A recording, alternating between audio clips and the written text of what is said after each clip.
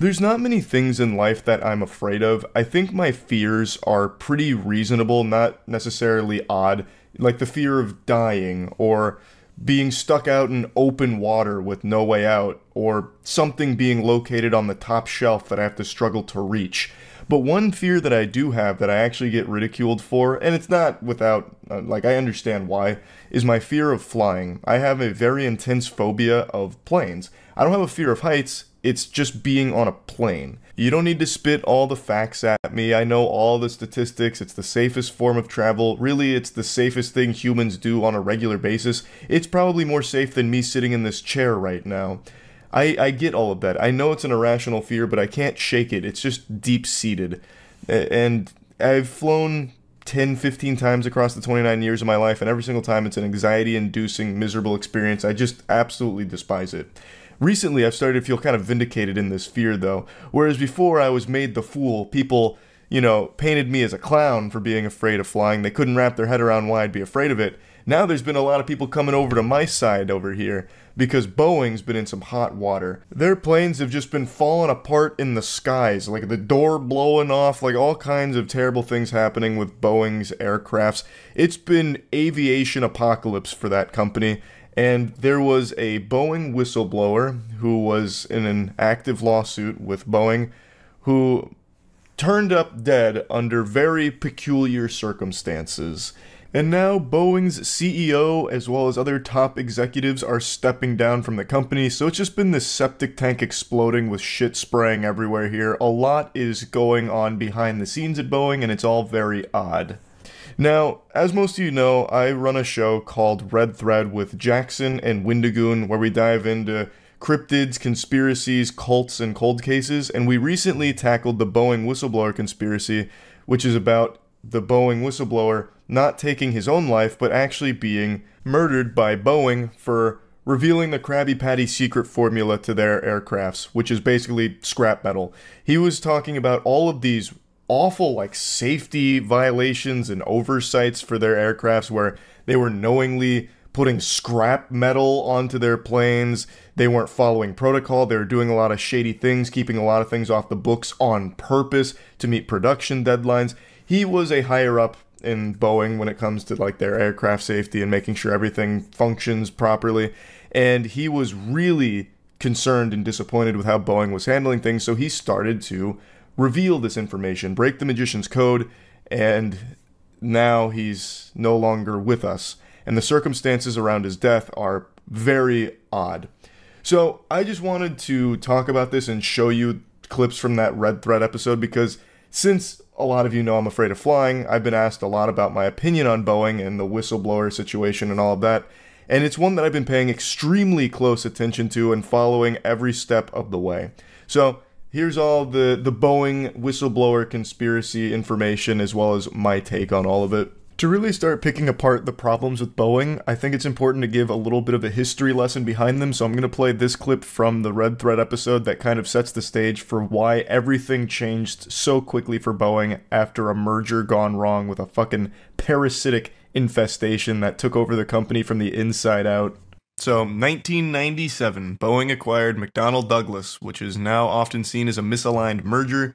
The merger was worth over $13 billion. McDonnell Douglas had found it increasingly harder and harder to compete with Boeing and Airbus, lacking resources to be able to work on new product development, and this merger was Douglas's way out of the industry. At the time, Boeing had an engineering-first ethic which was quickly overpowered after this change by McDonnell Douglas's more profit, money-making mindset. So you can see where the holes start to show here. And this is something that even in recent articles is mentioned quite a bit. Well, it was a massive merger at the time. McDonnell Douglas had a significantly different ethos and organizational structure behind the scenes, which kind of explains probably why they were in trouble in the first place. Because Boeing, you would think, Boeing succeeded over them because they put technological innovation ahead of business in most senses. I mean, they were still a profitable business, don't get me wrong, but they definitely focused a lot on the engineering side of things, engineering excellence, and then somehow they merge with McDonnell Douglas, and McDonnell Douglas is the one that's seen steering the ship from then on. That has never made sense to me. Boeing was the more profitable, more healthy company, and they kind of like saved McDonnell Douglas in a way by merging with them, and then McDonnell Douglas like kind of infects the company. It's never made sense to me. I think it's just, I don't even think it's necessarily a product of the merger. It's a product of the time where everything became more profit driven. So McDonnell Douglas's like ethos of money making first probably is what was prevalent, not so much their structure. Yeah, you're probably right. So hey, this is a very cool name. Harry Stonecipher, the Boeing CEO at the time of the merger. Sounds like a Bond villain. I know, it does sound like a Bond villain. It's so cool. I love that name. I wish my last name was Stonecipher. It's so fucking sick. That's an anime name. So he was determined to change the idea of the company from engineering firm to a proper business. Tens of thousands of jobs were cut, and Boeing moved from Seattle to Chicago in 2001. This was done to remove the Strategy Council of Business from being directly associated with other units of the company, thus allowing them to focus more on business decisions and long-term strategy plans without meddling from people actually building the planes. With this drastic change in the company, where now it was all about money-making first, print as many doubloons as possible, Mr. Krabs is running Boeing, they started to throw safety and quality to the wayside, at least according to the whistleblower and a lot of the things that were going on behind the scenes that were so shady. Now I want to continue setting the stage here because the problems for Boeing really started to escalate over the last decade or so. Boeing created the Maneuvering Characteristic Augmentation System, or MCAS, which is now an infamous system, which I'm sure we're going to talk about very soon. It's described as one of their biggest and most fatal mistakes. It was designed to be a flight stabilizing software that would automatically adjust the aircraft's flight controls under certain flight conditions, but Boeing refrained from telling many people about this system, including the pilots of the aircraft itself. What could go wrong, right? Whoa, what? So, MCAS obtained its data from aircraft's angle of attack, the AOA sensor, which is used to measure the angle between the aircraft's relative wind and its longitudinal axis. This in turn would help MCAS determine if the plane is at risk of stalling, then triggering corrective actions. If by any chance the information relayed from the AOA sensors were wrong or the sensors were faulty, the MCAS system could erroneously send the plane into a fateful nosedive. This is exactly what happened on the Lions Air Flight 310 in 2008 and the Ethiopian Airways Flight 302 in 2019. Tragically, everyone on board both flights died. Just for audio listeners, Charlie meant to say 2018 then. There wasn't a 10-year difference. Yeah, you said 2008. 2008. Oh, sorry. I meant 2018. Yeah. So anyone who was around at that time period, though, remembers when those two crashes happened because they were enormous in the news. It caused Boeing to ground all the flights. Hundreds of people died. It was a very tragic event. Oh, man. They also recalled the 737 MAX in response as well, if I remember correctly. They took the 737 MAX out of production for a little while, and I believe airports refused to fly them.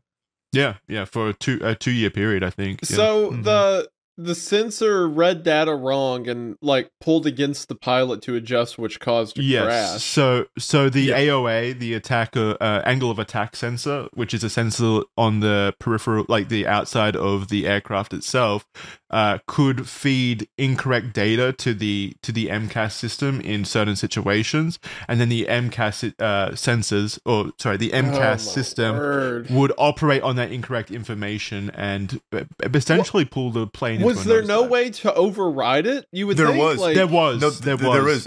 But since they didn't train the pilots on it and the pilots weren't aware of it, they didn't know they could override that system. Dude. So it just, as we're going to get into, the reason as to why the pilots weren't educated about this is so infuriatingly greedy. Yeah, all right. Yeah, sorry. Go ahead. Keep going. So, Boeing had insisted to airlines that the pilots did not need any additional training to fly the new aircraft, and even more damning, all mentions of MCAS were removed from the operations manual that the pilots relied on.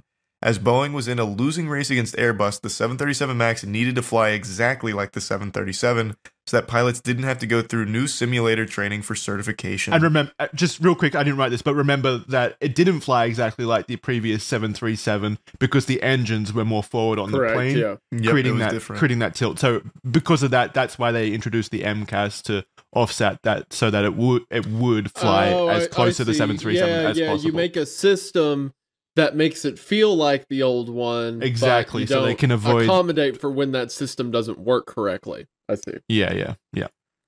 Training the pilots would have taken a lot of extra time, money, and would be unattractive to potential airline customers.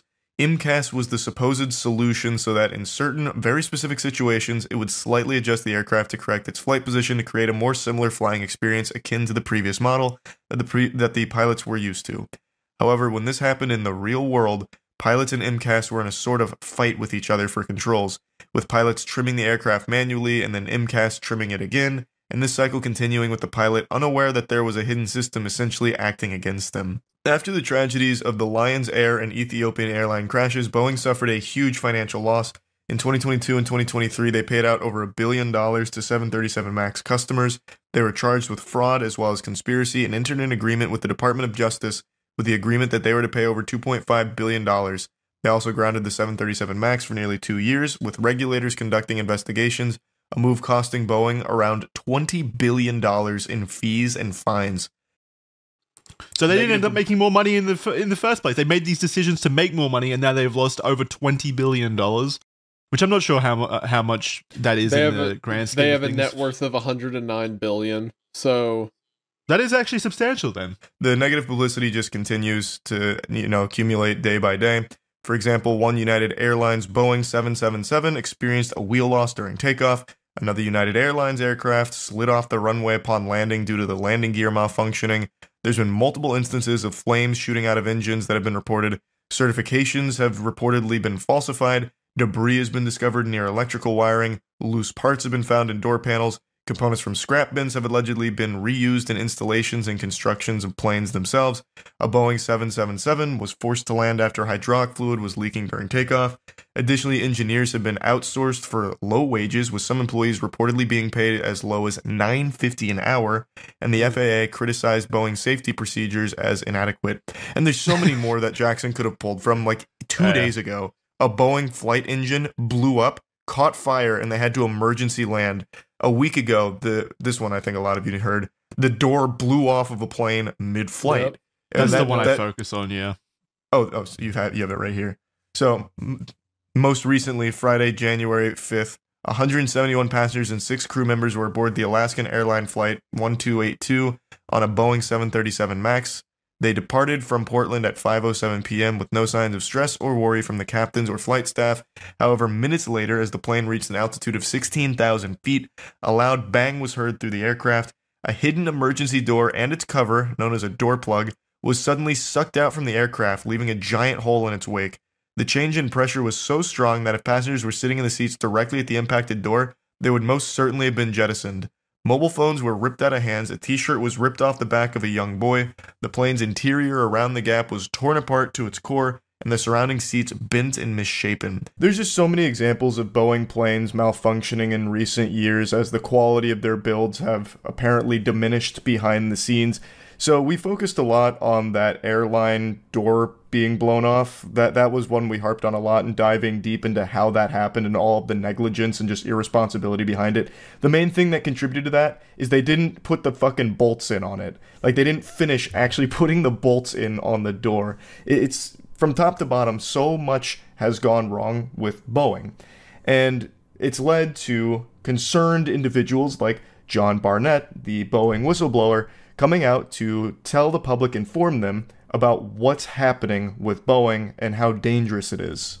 Following this, Boeing CEO Dave Calhoun himself has encouraged customers to conduct their own reviews on 737. Hey, we don't feel like paying for anyone to check our shit. Can you guys just do it yourself and let us know? Just check the doors when you get on. Encourages customers to check the bolts. Oh my gosh. Hey, next time you get onto one of our planes, just make sure all the screws are there. Yeah. You probably know where they're supposed to go. Guys, it's probably fine, but don't take our word for it. In fact, we want you to do it yourself. Yeah. And then in the court case, it's like, Your Honor, they checked the door. It's really their fault. The onus was on them.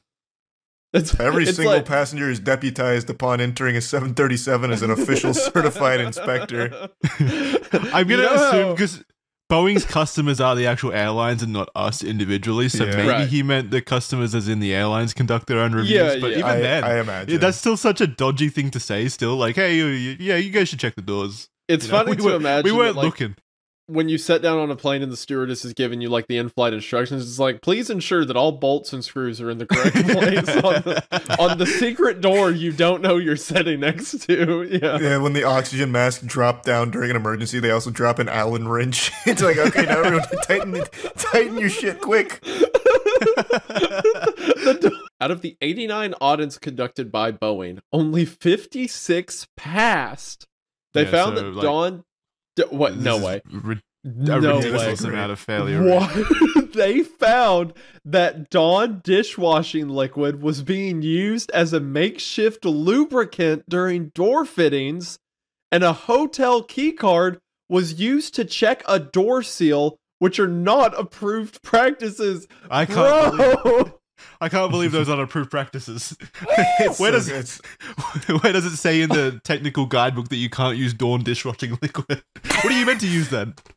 I love it's like the Air Bud argument. I mean, there's nothing in the rule book that says a dog can't play basketball. Why can't I use a hotel key card to check the door seal? John Barnett. He was an American-born aerospace engineer and longtime Boeing employee turned whistleblower. Born February 23rd, 1962 in Pineville, Louisiana, Barnett worked at Boeing for 32 years with a long stint from 2010 through 2017, working as a quality control manager for Boeing's 787 Dreamliner airplane at the South Carolina plant. As quality control manager, John was directly involved in ensuring each plane had passed supposed Boeing quality checklists, essentially being one of the few individuals who was innately aware and knowledgeable about Boeing's supposed commitment to producing reliable and safe aircraft. Due to stressful working conditions, Barnett's doctor advised that job-related stress would likely cause a heart attack unless he were to quit. He retired in 2016. Upon his retirement, John Barnett came forward to the press to make allegations about various claims of malpractice at Boeing. His initial claims first came to the BBC and included allegations that many employees were severely overworked and Boeing was not providing consistent and appropriate maintenance to the aircraft they were responsible for manufacturing. He also made the troubling evidence-based claim that the oxygen systems of the brand new Boeing 787 Dreamliner range of aircraft might be faulty or otherwise defective as a byproduct of lax maintenance at Boeing. He provided tests that showed a failure rate of 25% for the oxygen systems. In 2019, Barnett would appear in a New York Times article where he would go on to make further claims about metal shavings that posed a danger to the aircraft themselves. Boeing denied all allegations made by Barnett. However, the FAA has since conducted several reviews that seem to corroborate Barnett's claims. Yeah, 25% for the oxygen systems. So 1 in 4 people on those planes are not getting oxygen in the case of an emergency. That's still a positive survival rate. That's acceptable losses. It's not bad, and they wouldn't need oxygen anyway because the plane will be in a nosedive. So it's What are they going to do? Tell someone? Yeah, it's actually probably better for Boeing if no one gets oxygen, so that way there's no squealing. Have you heard that old conspiracy theory that the reason you brace with your head against the chair in front of you in a plane crash is to immediately break your neck? Oh yeah, so you don't feel the pain of the crash. Or something. The old Boeing survivors pose. So then here's some more claims from Barnett. So, reprimanded for email usage, Barnett asserts that a senior manager reprimanded and downgraded Barnett for his usage of internal email services as a tool for expressing process violations in lieu of face-to-face conversations, which Barnett assumes had meant he shouldn't put problems in writing. This was seemingly a way for Boeing to avoid a paper trail of problems that Boeing would prefer swept under the rug, which is relevant with the Alaska Airline Flight 1282, which is the door blowing off, where Boeing apparently doesn't have any written documents pertaining to the faulty installation of the door module. Barnett also alleges that the manager pushed Barnett to get more used to working in the gray areas and help find a way while maintaining compliance. This speaks to a direct willingness and culture at Boeing where employees and managers are willing to sacrifice quality control to keep productivity high and ensure deadlines are met. Then there's also defective parts claims, where Barnett claims that a senior manager installed a defective, scrapped and dented hydraulic pipe in a plane. Barnett followed procedures and filed the complaint with Human Resources, which was unable to substantiate the claim after claiming they had followed through with an investigation. He also claims that he would go on to continuously raise issues of several more missing and defective airplane parts to management with the fear that they had either been accidentally or intentionally installed in aircrafts. Allegedly, management instead directed him to finish the paperwork on the missing parts without necessarily determining where they had gone. Yeah, it doesn't matter. They fell into the They'll fucking show back up. rooms. Who cares? Just make note that they're missing. Barnett claims no further action was taken by managers. His claim that workers did not sufficiently follow component tracking procedures with the goal of preventing delays on the production line was backed up by a 2017 Federal Aviation Administration report that determined that at least 53 non-conforming parts were missing, with the order that Boeing take remedial action.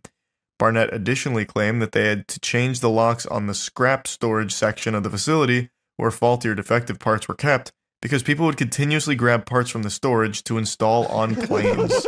Fuck. You have They to have a lock real up. problem at Boeing. You have to lock up the scrap shed because they keep trying to build planes with them. It's just fucking get rid of them, burn Insane. them. Stop It's this. like- Stop them it's from like- being installed in these planes. It's like everyone's rats like running around scavenging. Like, no, stop. Get back. Tony Stark built this Boeing in a cave with a bunch of scraps. So bad. Metal shavings. Barnett further alleged that he had discovered what he described as clusters of metal shavings that were erroneously left near electrical systems for flight controls in several 787s. The safety implications of this was that if there were shavings, the implications of this was if the shavings were to penetrate the electrical wiring responsible for powering the flight control systems, the results could have been catastrophic. So, in 2024, Barnett continued to issue warnings about Boeing and their work culture and vehicle safety, particularly following Alaska Airlines Flight 1282. Barnett would go on to file an AR-21, which is a law that supposedly protects airline safety whistleblowers against retaliatory actions by employers, with the claim that Boeing had undermined his career because he had raised safety concerns at the Charleston plant. It's worth mentioning he was in an active lawsuit against Boeing, and he was in South Carolina, and on Saturday, he was intended to provide further answers to questioning, but did not show up to the downtown office of Boeing's defense firm for the final day of the 3-day deposition. He did not respond to calls over that day or the following. He was found deceased shortly after in his truck at a hotel parking lot from what Charleston County Coroner's Office described as a self-inflicted gunshot wound. Prior to his death, Barnett reportedly told a family friend that, "If anything happens to me, it's not suicide." Boeing responded to his death by releasing a statement that read, "We are saddened by Mr. Barnett's death and our thoughts are with his family and friends." Barnett's family claimed that he was looking forward to having his day in court and hoped that it would force Boeing to change its culture, though was suffering from PTSD and anxiety attacks as a result of being subject to hostile work environment at Boeing, which we believe led to his death. His lawyer told the CBS News that he was in very good spirits and really looking forward to putting this phase of his life behind him and moving on. We didn't see any indication he would take his own life. No one can believe it. Barnett was found inside his vehicle, bleeding from his right temple with a silver pistol found in his hand and something allegedly resembling a note in the passenger seat. A groundsman told police that he had heard a pop around 9:24 a.m., but the rain had apparently muffled the sound. Barnett and his lawyers had filed their first complaints in 2017 in Barnett v. Boeing. It seems suspicious, to say the least, that Barnett would commit suicide when his case was finally in the final stretch. A family member told his lawyer, Turkowitz, what was written on the note, but that it didn't sound like John. Which, I imagine it didn't. It sounded like Harry Stonemason or whatever his name was. Harry Stone Cipher. Yeah, Stone Cipher. I think the biggest thing that makes no fucking sense here is not only the timing of it, where he's like in the last phase of this, but also he decides to blow his brains out in the parking lot as opposed to his room. Why? That makes no sense. If he was going to kill himself, it'd likely be in his room, not in the fucking parking lot. Yeah, that is a good point. I didn't think of that. Maybe he didn't want to do it. He didn't want to create a mess for like the house cleaners or something. And so he figured that his car would be the most... Well, then he's creating a mess for the tow truck company and every human being that would be walking outside and might see a blood-splattered window. Yeah, I don't know. Yeah, I don't know why you would choose to do it in the car realistically. Well, because he didn't choose to. It wasn't a suicide that he consented to. It does ultimately seem unlikely that Boeing would plan to murder a whistleblower, but only because there are many other whistleblowers and it would be highly impractical for Boeing to assassinate all of them. There's an interesting connection here where lawyers who drafted Jeffrey Epstein's 2008 immunity deal are also connected to those who created Boeing's, signed January 6, 2021, because Epstein needs to come up in every Red Thread episode somehow. It's actually crazy that they are connected though.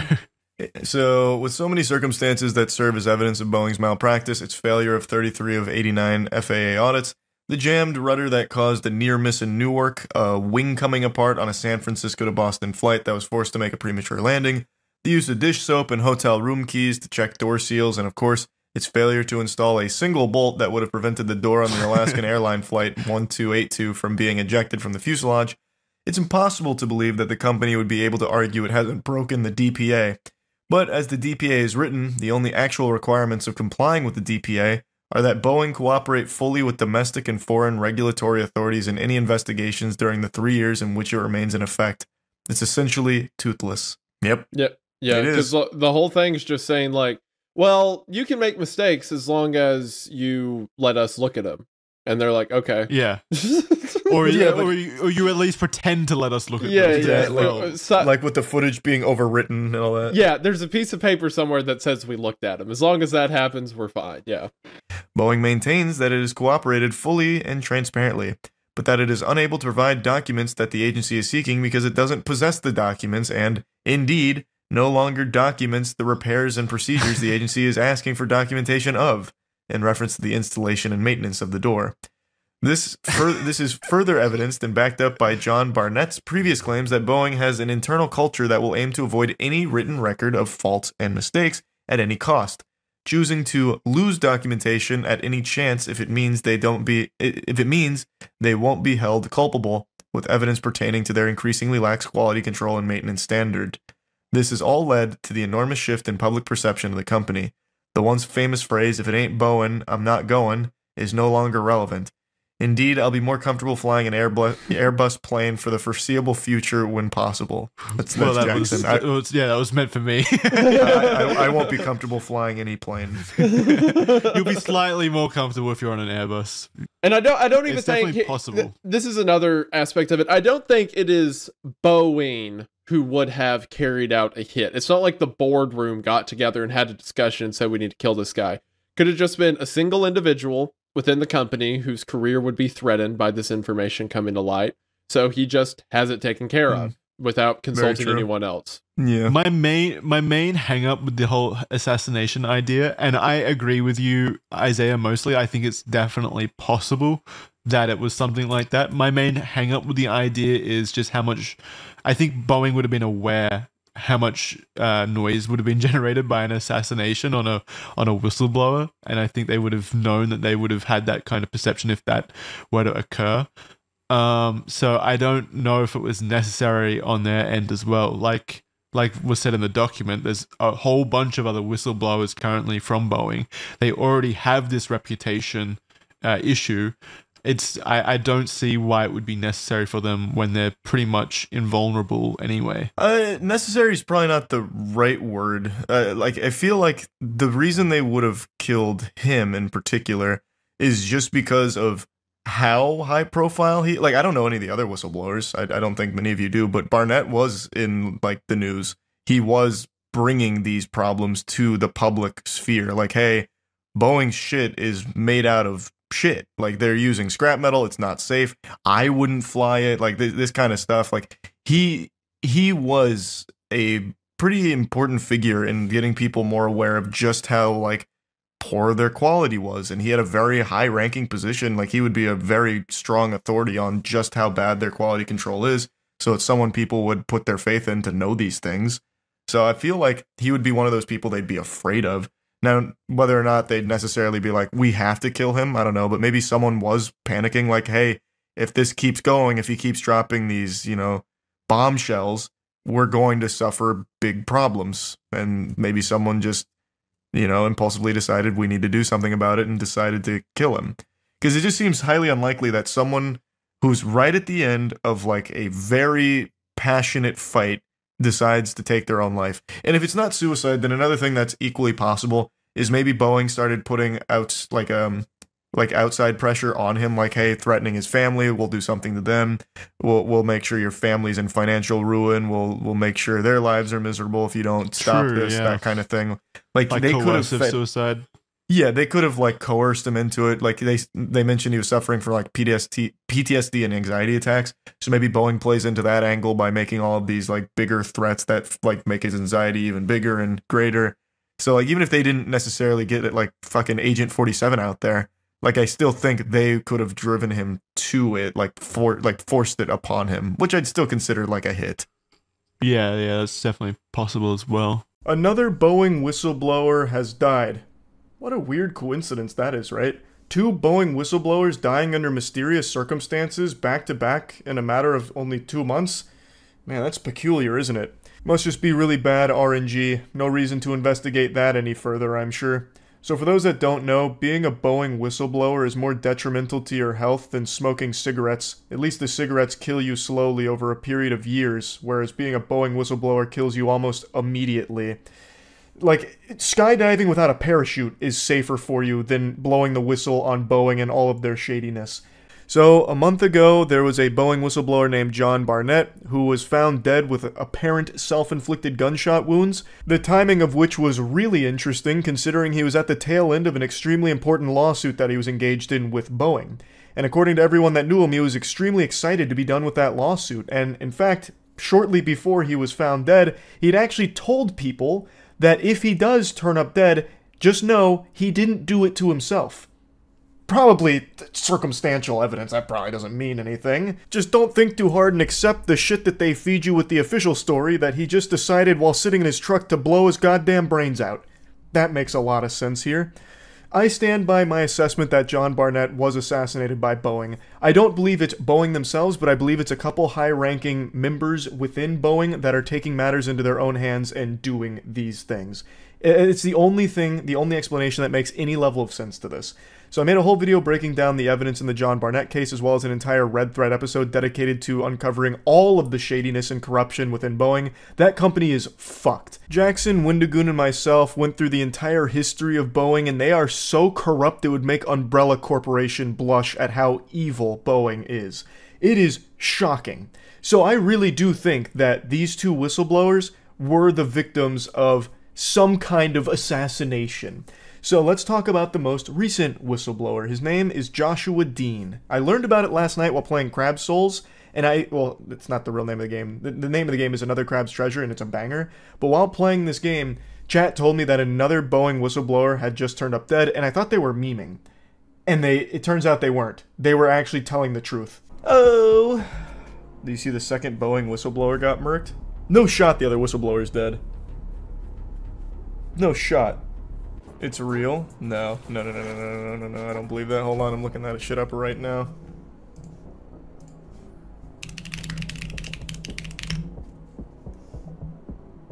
No! What? What?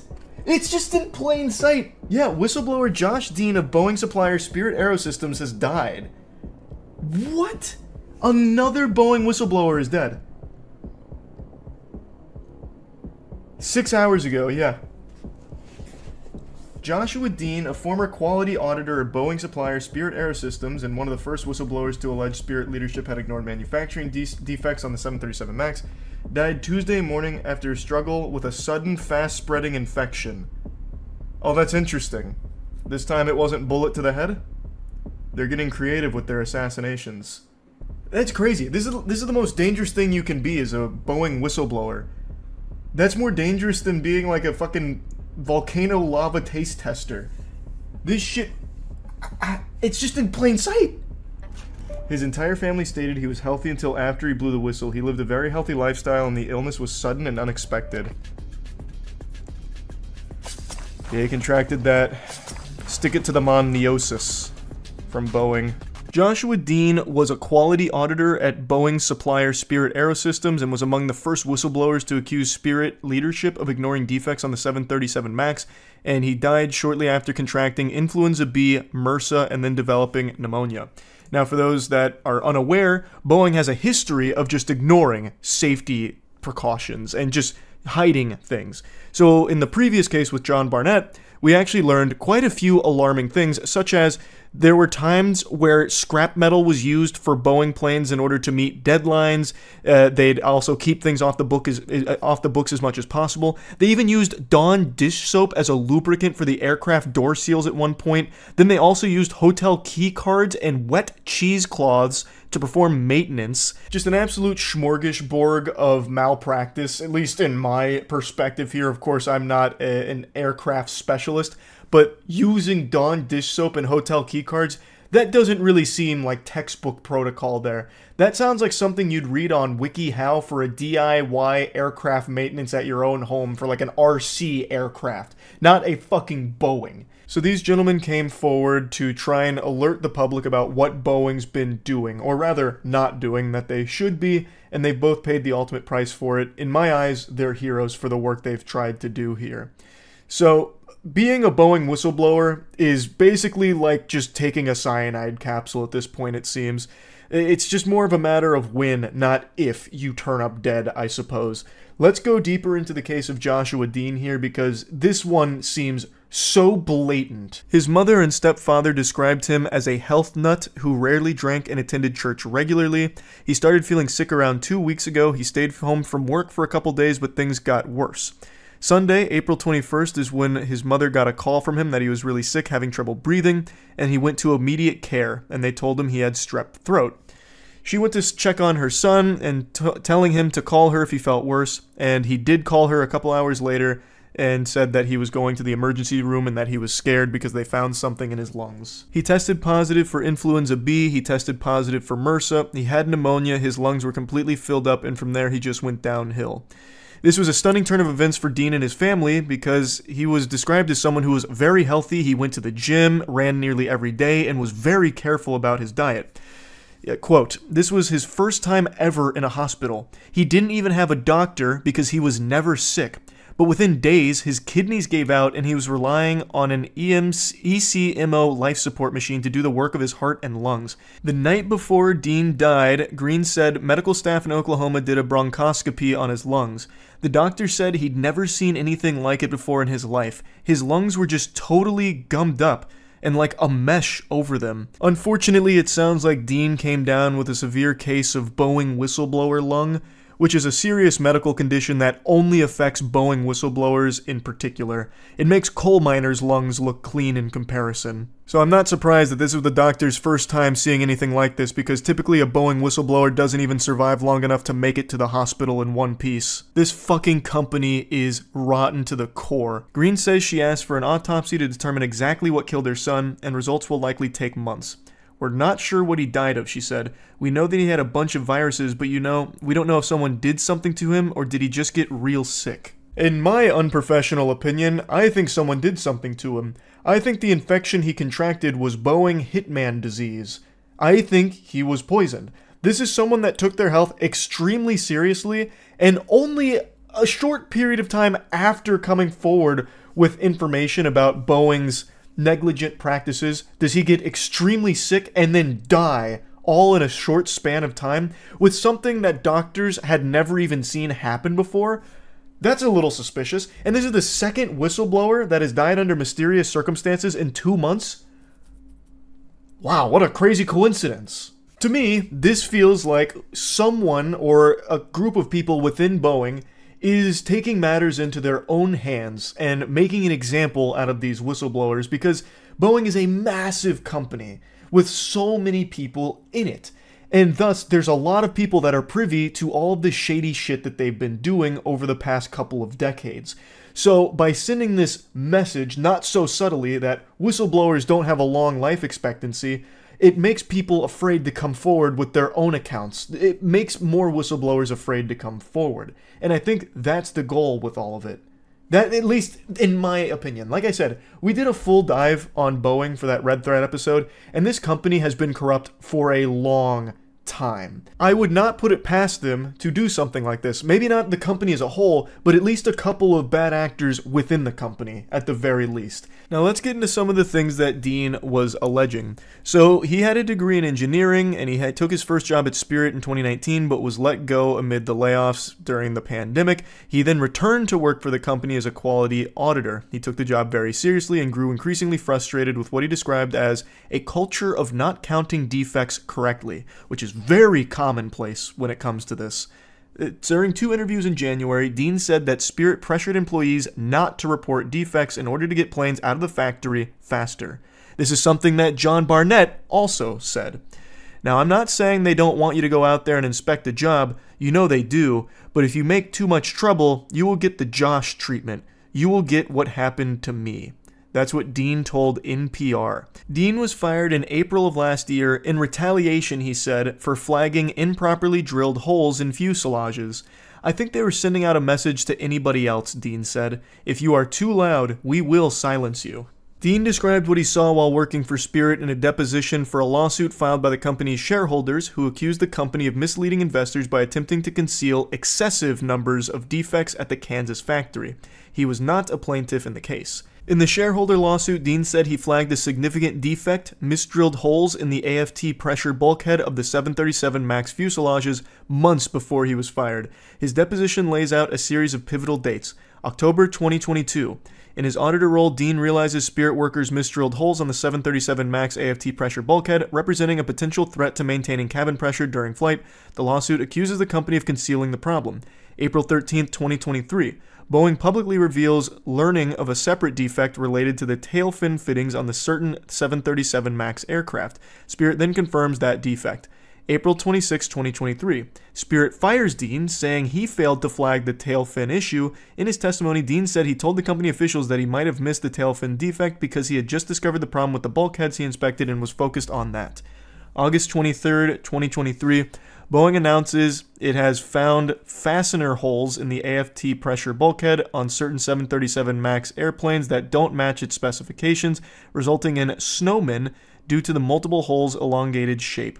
It's the problem Dean flagged 10 months earlier. On the same day, Spirit releases a statement acknowledging the issue.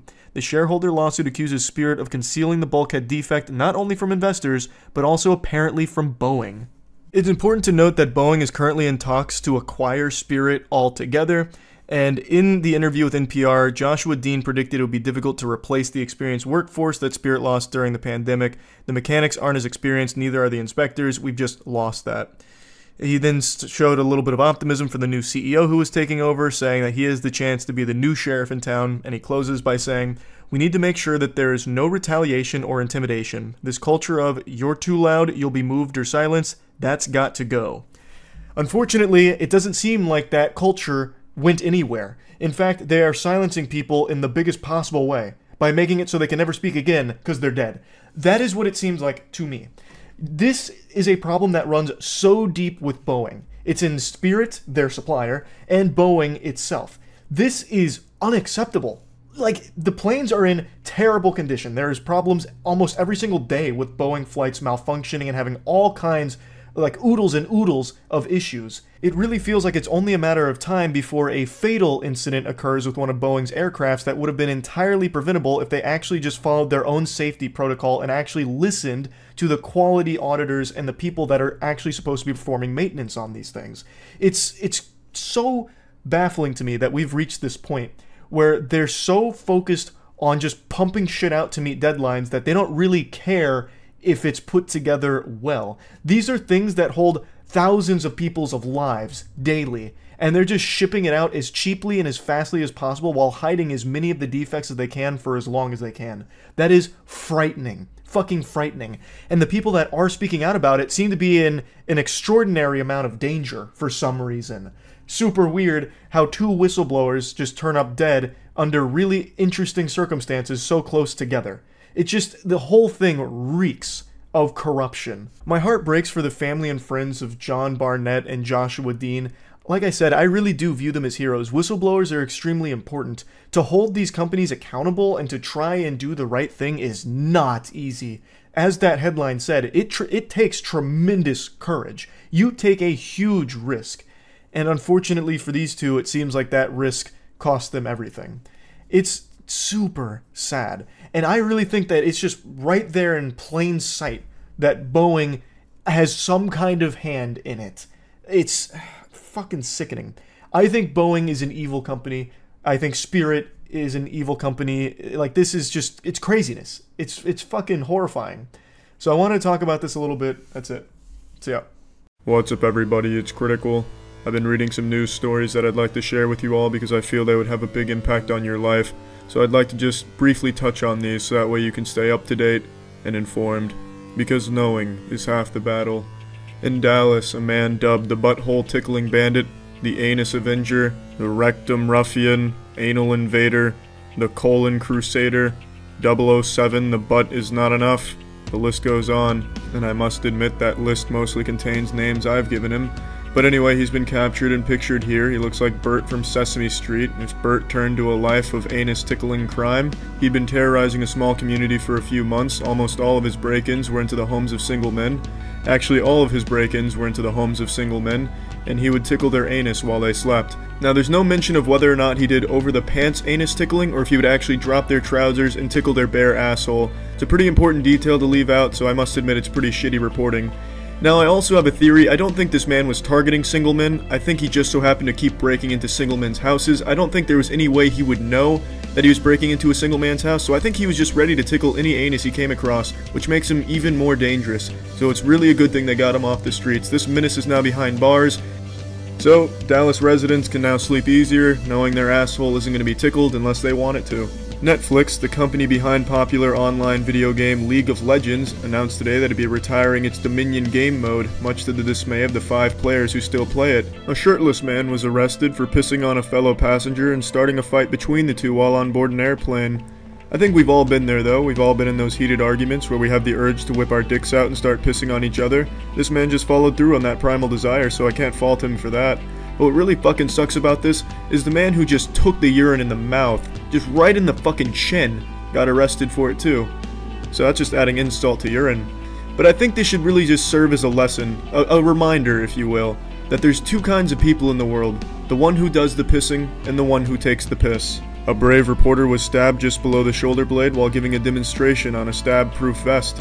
Not much to say about this one other than he clearly got stabbed in the back. The last interesting and important news article I stumbled upon is one only fucking Scooby-Doo could shed any light on. So there's some severed feet that have been washing up on Pacific Northwest shores, and no one has any real explanation for how they're getting there or why there's a severed foot inside of the running shoes they keep finding, and why it's always running shoes, and why it's usually right feet. But the authorities aren't willing to accept defeat, so they've offered kind of a logical explanation explaining it, but I feel as though they're off by a few feet on their explanation. It doesn't exactly cover all the bases, because something very strange is afoot here. I myself have my own explanation, and it's a little, you're gonna have to bear with me here, it's a little far-fetched, but trust me, I know what the fuck I'm talking about with these kind of things. It's pretty clear that there's some type of spirit possessing these shoes and this severed foot, and I think just like the frog and the princess, it's just waiting to be kissed so it can come back to life and emerge as a beautiful pirate. I'm pretty sure I'm right on the money with that one, because you know what they say, if the shoe fits, wear it. And these are about all the interesting news articles I found today, so I just wanted to briefly give you all some important details with what's going on in the world, so stay informed. I haven't really looked into exactly how the whistleblower passed away here, allegedly unaliving himself, but with everything that's been going on in the aviation industry, to me, from like the little bits I've read, it sounds more like an assassination. This is scary shit, man. I'm telling you, planes are the devil. I've been saying it since I was a child, and you called me crazy. There's some stoner, the membership wander. And no, I have not. Tin Finger, I don't know who that is. Oh, well, yes, I have. That's Joe Rogan guest.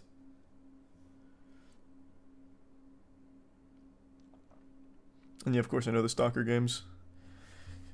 John Barnett, who had worked for Boeing for 32 years until his retirement in 2017, and the days before his death, he had been giving evidence in a whistleblower lawsuit against the company. Boeing said it was saddened to hear of Mr. Barnett's passing. The Charleston County coroner confirmed his death to the BBC on Monday. It said the 62-year-old had died from a self-inflicted wound on March 9th, and police were investigating. Mr. Barnett had worked for the U.S. plane giant for 32 years. From 2010, he worked as a quality manager. In 2019, Mr. Barnett told the BBC that under-pressure workers had been deliberately fitting substandard parts to aircraft on the production line. He also said he had uncovered serious problems with oxygen systems, which could mean 1 in 4 breathing masks would not work in an emergency. He said soon after starting work in South Carolina, he had become concerned that the push to get new aircraft built meant the assembly process was rushed and safety was compromised, something the company denied. Later told BBC that workers had failed to follow procedures intended to track components throughout the factory, allowing defective components to go missing. He said in some cases, substandard parts had even been removed from scrap bins and fitted to planes that were being built to prevent delays on the production line. And he also claimed that tests on emergency oxygen systems due to be fitted to the 787 showed a failure rate of 25%, meaning that 1 in 4 could fail. So he was exposing a lot, clearly, and now he is dead. Seems fishy. Seems very fishy. He's the Prime Kings and couldn't pick a name.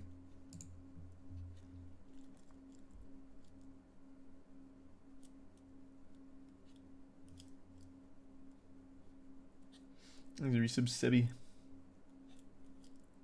Enjoy Monster Hunter, Calvin. At the time of his death, Mr. Barnett had been in Charleston for legal interviews linked to that case. Last week, he gave a formal deposition in which he was questioned by Boeing's lawyers before being cross-examined by his own counsel. He had been due to undergo further questioning on Saturday. When he did not appear, inquiries were made at his hotel. He was subsequently found dead in his truck in the hotel car park. Speaking to BBC, his lawyers described his death as tragic. In a statement, Boeing said, "We are saddened by Mr. Barnett's passing and our thoughts are with his family and friends. His death comes at a time when production standards at both Boeing and its key supplier, Spirit Aerosystems, are under intense scrutiny. This follows an incident in early January when an unused emergency exit door blew off a brand new Boeing 737 MAX shortly after takeoff from Portland." What interesting timing for him to kill himself. Surely a coincidence. Thanks, Resub Craxon.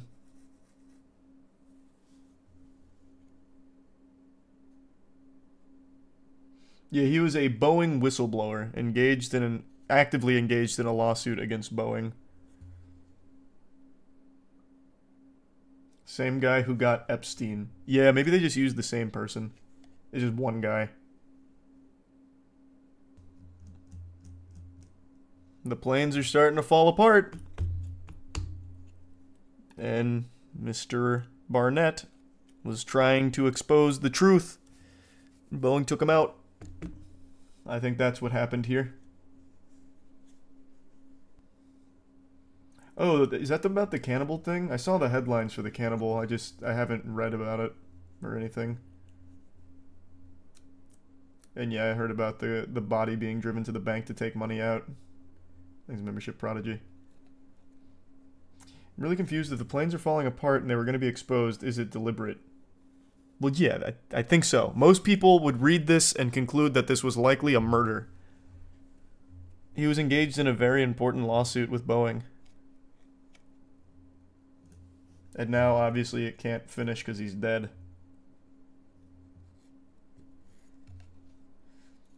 And yeah, I'm getting bits and pieces of it, Cake. It's just a lot. Government cover-up tier list win. Not a bad idea.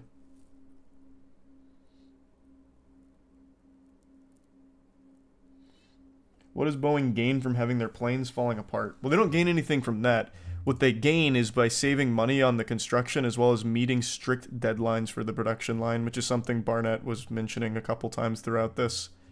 So like in an effort to be like quick, meet those deadlines on the assembly line, they would use substandard parts, which is why shit keeps falling apart. They don't necessarily gain from having their planes fucking combust in the air, but it is good for business if they're saving money and meeting these strict timetables. I missed that one, Urban. That's cute, though. And that is sad, Lucas. Temu parts? It actually sounds like worse than Temu parts. Like here it says they were going into the bin from scrap bins and fitting them to the planes. You'd be better off buying from Temu. And have not done that, Vincenzo. Thanks for your run. Corner cutting everywhere with manufacturing, maintenance, and pilot training. Pilot training's a big one, too. We went over this a few times, but you remember when those, like, what was it, 787 Maxes or 737 Maxes? I don't remember. But, like, that new model that kept falling out of the sky and fucking blowing up? That was because they changed something and never educated the pilots on it. So what would happen is, like, the system would put it into a fucking nosedive. And they couldn't correct it. Thanks a Prime Rose.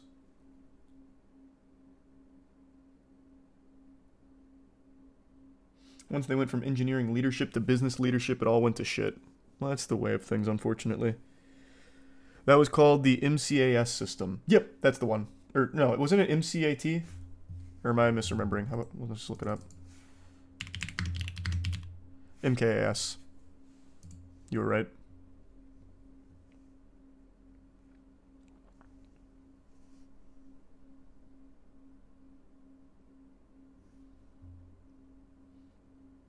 Hey, congrats on the 14-year anniversary meditation. Hope the channel's going well.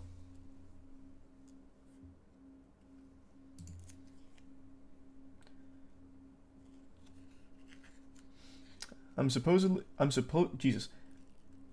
supposed to be on a site working for Boeing. They're building a bunch of new hangars in Florida.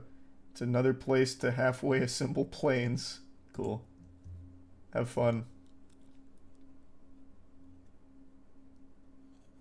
Yeah, a few of them, Jake. And we've gone back to some of the older ones, like the pizza one. You should check out Suno AI. It's so crazy, the quality of the songs it makes. That's the second time I've heard about that.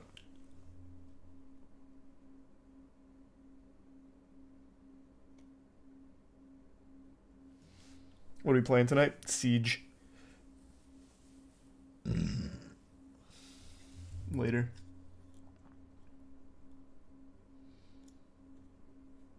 And no, I have not, Vestrix. I haven't looked into all of it yet. There's been so much going on in the Minecraft community, it's been hard to keep up with all of it.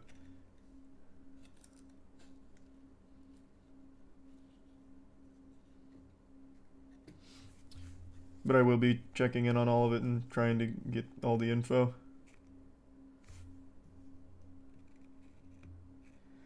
Charlie, you're not getting approved by that guy because esports aren't an Olympic sport. Surprised you didn't make that connection. I know you're joking about the immigration, but I actually got a lot of really good info today about why we've been getting declined. Thanks to Tier 1 LMAO. And one of the things might legitimately be the name of our org, Moist Esports.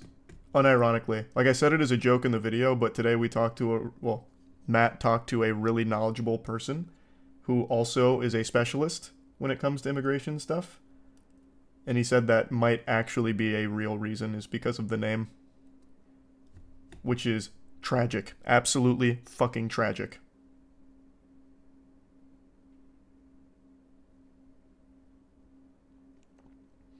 You hear about the girl who went on a reality show to find her mom, who abandoned her, but discovered she married her brother by accident? What a fucking storyline that is. Nope. News to me. Thanks to Membership Urban. Jesus Christ. That's super sweet. Thanks, Ward.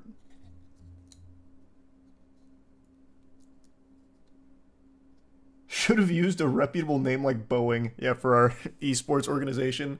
Boeing Esports.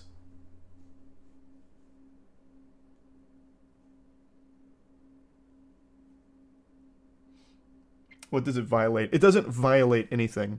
Like I said in the video, it comes down to individuals. And the individuals have all of the say-so. So if there's anything they don't like or anything that smells fishy to them, they can just fully, with their own power, say no. So they speculated that the name, since the word moist is so off-putting to so many people, could legitimately be a deterrent. That they're not taking it seriously as like an international thing, regardless of our results, that it is some kind of sham to get them here for some nefarious reason or whatever. And that could legitimately be playing a role in why we're declined and still struggling. Thanks to the Anonymous 5 gift subs and the resub bunter.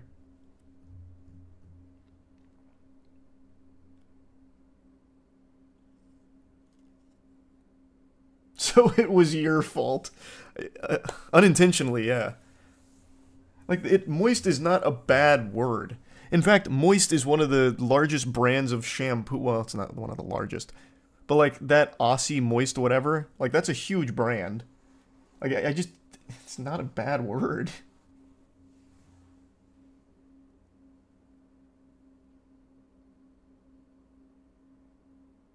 And no, I don't think so, Frenchie.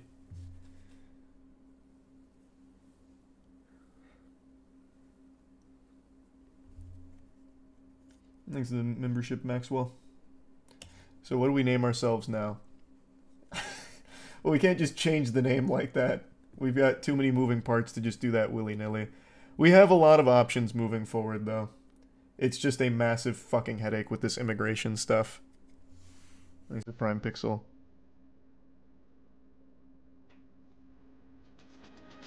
Like tier 1 loot. Yep, I'm running that right.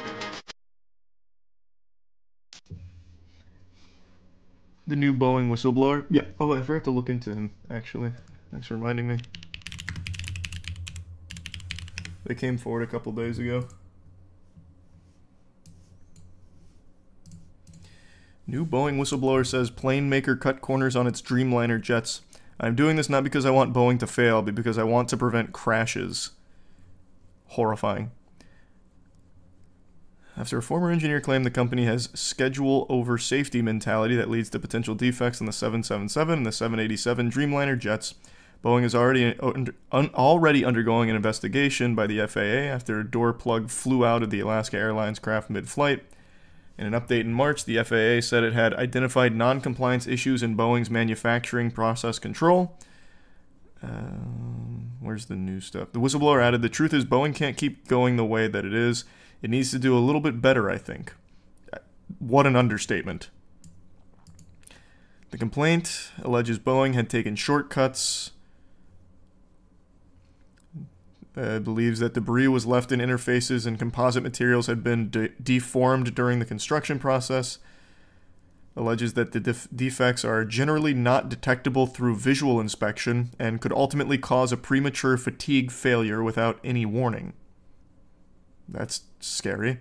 Boeing has rejected such claims, because obviously it will. It's not going to come out and be like, yeah, you know, this dude's actually right. We've just been putting all this fucking scrap metal on there and using Dawn dish soap, so he's like right on the money. These things will probably fall apart any minute now. But we met the deadline. These claims about the structural integrity of the 787 are inaccurate. The issues raised have been subject to rigorous engineering examination under FAA oversight, which again, I won't get into too much detail, but Boeing is highly corrupt in pretty much every avenue and has their fingers in a lot of different pies. They don't really get the inspections that they should. This analysis has validated that these issues do not present any safety concerns and the aircraft will maintain its service life over several decades. He claims that he saw the 777 was a rollout on a new assembly process that was done without the necessary redesign of relevant parts, which has led to a misalignment of parts. These chronic defects pose grave risks, and Boeing has ignored his concerns and failed to take remedial action. What a great company. Thanks to Tier 1 Full Magazine. Rip to him in advance. Yeah, hopefully he's already got funeral plans picked out. And his family's being notified ahead of time. So that way he can spend the last hours he has in this corporeal realm with them. What's going on with the trout population? Anything crazy? Thanks to Resub El Mago. No, this is the newest Boeing whistleblower. He's still alive, though I'm sure Boeing will do everything they can to change that quickly. Yeah, that's the one. It's the KZ-ZS-10 Pros. That's what the IEMs are. I did not hear she's retiring, Thomas. Well, that's sad.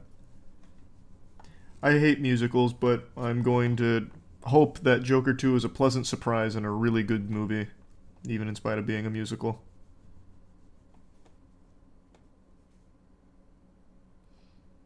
I've still not played GTFO, but it is a game I plan on playing with friends at some point. It's a Prime Twisted. You hear about the Catholic priest who was just jailed after throwing a wild sex orgy where a male prostitute overdosed on erectile dysfunction pills. Can't say I saw that. That's... What a rager he threw, though. Wow. You played Rainbow Six Vegas when you had the 360? Yeah, of course, I loved Vegas. Vegas and Vegas 2 are amazing. You see the new Prince of Persia from the Dead Cells devs? Thanks to resub. Bean. No, I didn't. Unless you're talking about the one that just came out not long ago, but I imagine you wouldn't be. The Rogue Prince of Persia? There's a Prime Kiwi. And the resub Edwin.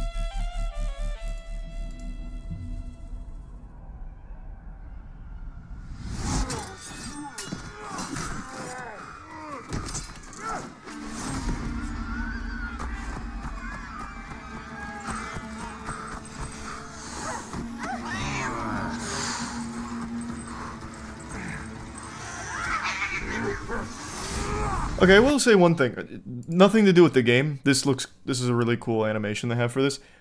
The IEMs, does it matter where I plug them in? Because I have the sound coming through this mic, so I've just plugged them into this mic, but it sounds super fucking flat. There's the Prime Jetalin in the resub code. Is that the IEMs, or is it because it's plugged into the mic? Does it matter where I plug these in? It does matter. Use a mixer. Brother, I'm not using a mixer. That ship has sailed. Might need a DAC. What the fuck is a DAC? Is that gonna be like a Ligma thing or something? Can't they just plug it directly into the computer? Plug it into your motherboard / PC. Okay, that's what I'm gonna do then. It's kind of what I was thinking. Hold on.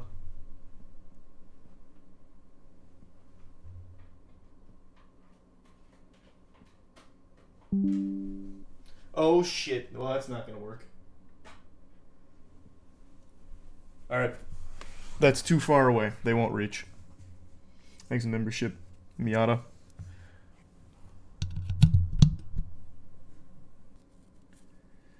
Audio jack extension cord, no. Well, I don't have a mixer, obviously. Jesus. What is it? People keep saying DAC. I'll look it up.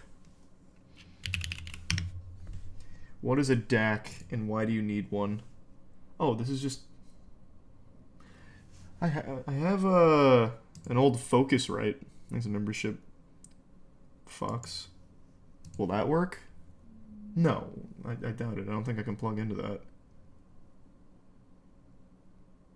So can I just... Is there any benefit to using the interface over just plugging directly into the PC? Because I can just get an extension, I guess, and just plug into the PC. If the PC has a bad sound card, it makes a huge difference. You get better quality through DAC. True, Drifter.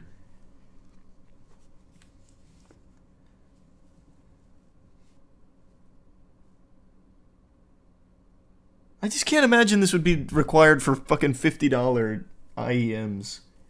There's no way they're that good. The Focusrite will work? I don't think it will, though, because when I tried to plug in my earbuds, they wouldn't work on the Focusrite. This is the Prime Fireworks. There's a membership pop.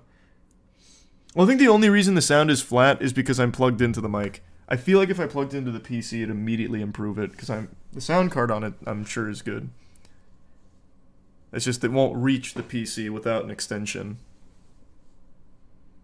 These are some Bojangles and Tier 1 Twitchy. Why is your PC so far away? It's not, it's just this cord is extremely short. This is the whole cord. And the PC is right here, so it doesn't reach.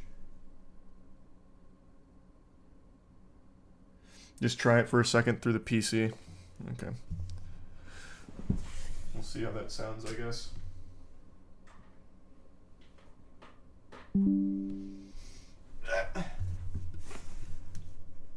Hold on. I don't have a whole lot of real estate to work with here. Give me a sec.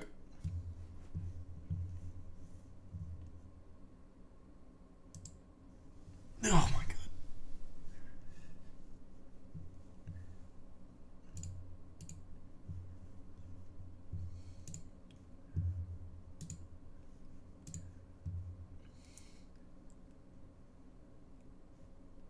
Okay, let's see how this sounds. It was extremely loud, but it didn't really change the quality. Yikes, that just hurt my ears. That was cranked all the way to max. Oof.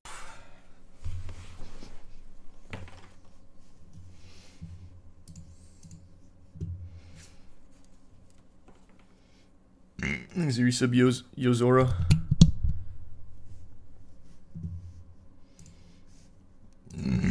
Okay. No such luck there. Thanks, Ethan. And thanks, John. No, not using any headphones or headsets. They're IEMs. Thanks for membership. Halcyon. Oh, of course I remember garbage trucks. So in that case, do I need the DAC or whatever?